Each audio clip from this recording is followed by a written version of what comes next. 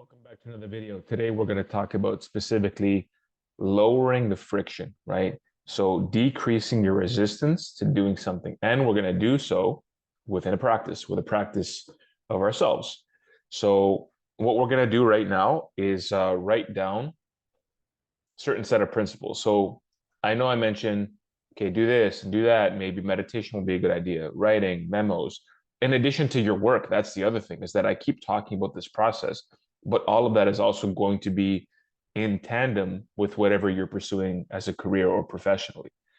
So that's where the friction occurs. People are like, I don't want to do this, man. I don't want to sit here for 20 minutes. I don't want to write this thing. So what we can do now that you're already watching this video is pull out a notes app on your computer, like a text edit file or some kind of file. Just pull it up, Microsoft Word, whatever, right? So as I'm talking, just pull this up. And what we're going to do is we're going to write down a certain set of principles, right, that we want to live by.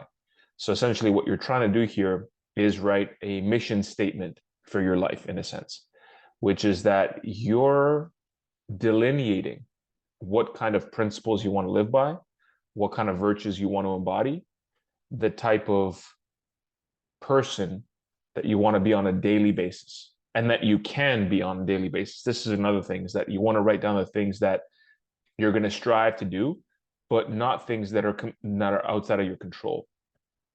Like, I will make this much money on a daily basis. No, you're writing about the things that you have full control over, right? So I have some examples here. I'm actually working on mine as well, because I've written things in different areas, in different forms, different journals, and so I kind of put everything together, and I've been doing it over a period of many years.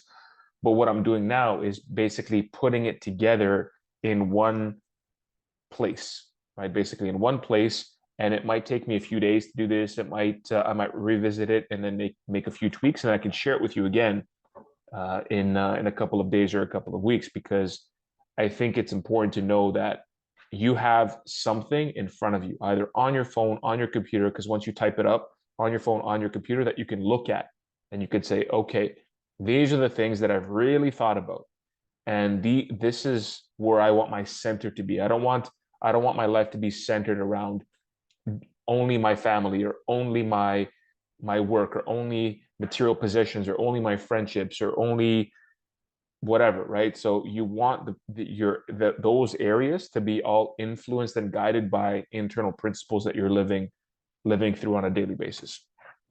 So and again, this is just a rough draft that from what I'm writing, and you can kind of write however you want. I wrote, I'm completely responsible for my thoughts, words, and actions. Now, again, to be transparent, are you completely responsible for your thoughts as they pop in? Will they just kind of like appear seemingly out of the void, out of the abyss? So I'm gonna tweak that, right? But I'm responsible for my words and actions. That is true, right? So I'm responsible for what I say and how I act and how I react, right? Just because you did something to piss me off and I yell at you, it doesn't mean that you're responsible for that, because I had full control. If I was a calmer person, if I had developed myself differently, then I could have been completely non-reactive. Or conversely, if I had trained myself to nurture and harbor violent thoughts and say nasty things, then maybe one of my actions would be to like bludgeon you or to attack you. So you can see that your actions are within your control. Everything that arises in my conscious experience can help me in some way.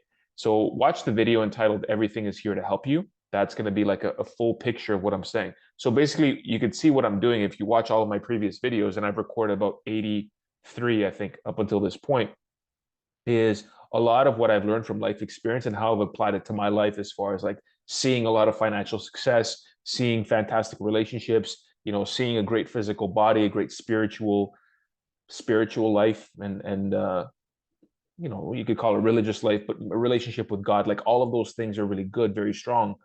And I cover a lot of that stuff in my videos. So watch that. So I wrote here, everything that arises in my conscious experience can help me in some way. And if you want me to help you like flesh these out, I can definitely do that, because you can't just write statements that sound good. So that statement there might sound good to you. Everything that arises in my conscious experience can help me in some way. It sounds good, but if it's only superficial, if there's no depth, if you haven't really thought it through or tried to actually apply it in real life, it's going to be hard to actually live by that principle. That's why when you make this list, just do a rough draft, do it badly. It's okay. But all the stuff that I'm writing has literally come through experience. It's not things that just sound good and they sound true. And they are true, but they're cliche and they're superficial because I haven't actually experienced them.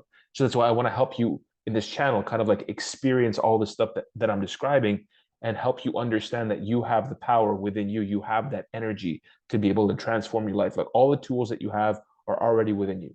You just have to use them properly. I'm grateful every day. And I love and recognize myself every day, right? So it's like I'm grateful, I'm appreciative for God, for what I have, for existence, for the fact that I have a great family, the fact that I have the opportunities, the career opportunities that I have. And I'm also recognizing myself as well. Because again, you can't neglect yourself. You can't only focus on yourself, but also you can't neglect yourself. It's a combination of both things, which is that you don't want to be entirely self-centered, self-focused, selfish. Um, but you also don't want to be entirely selfless and like neglect yourself and your own physical health, your own mental health, your own spiritual health. It's important to have the balance of both. So that's why life is kind of like a balancing act, right? There's the yin and the yang. And so your list, or my list, is containing the yin and the yang. It's kind of like containing both sides. I'm honest with myself no matter what, and will show compassion to my heart. So these are just some things, right? But I'm honest with myself no matter what. The reason when you want to be honest with yourself is because you can't actually be honest with other people properly until you're honest with yourself. And when I say honest, I don't mean judgments.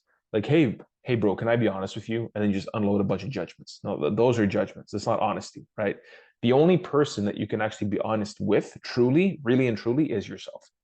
Because whatever you're saying out there about somebody else or something else, it's really an opinion. It's like a thought that you have.